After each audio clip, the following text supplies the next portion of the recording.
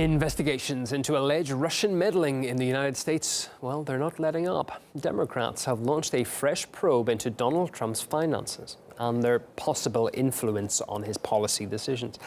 The House Intelligence Committee Chief, Schiff, has told reporters that Donald Trump's actions towards Russia, both during his presidential campaign and afterwards, have heightened fears of foreign financing and possible leverage issues. Mr. Trump didn't hold back, giving his view on the new investigation and on Schiff himself. He has no basis to do that.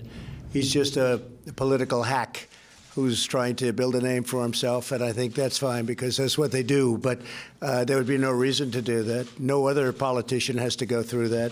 It's called presidential harassment, and it's unfortunate, and it really does hurt our country.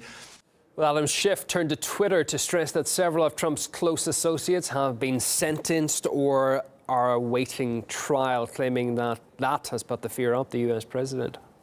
Russian interference investigations aren't exactly uncharted waters for the House Intelligence Committee.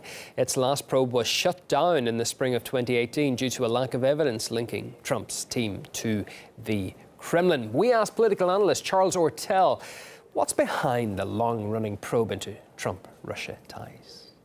Well, it's reached the point where one barometer of what people really think in this country anyway is what goes up on Saturday Night Live, the sometimes amusing comedy show.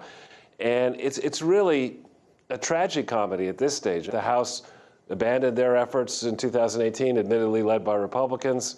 We just heard today from the Senate, a Republican chair of the Senate Intelligence Committee saying they found no evidence of illegal collusion between the Trump campaign and any foreign party, let alone Russia.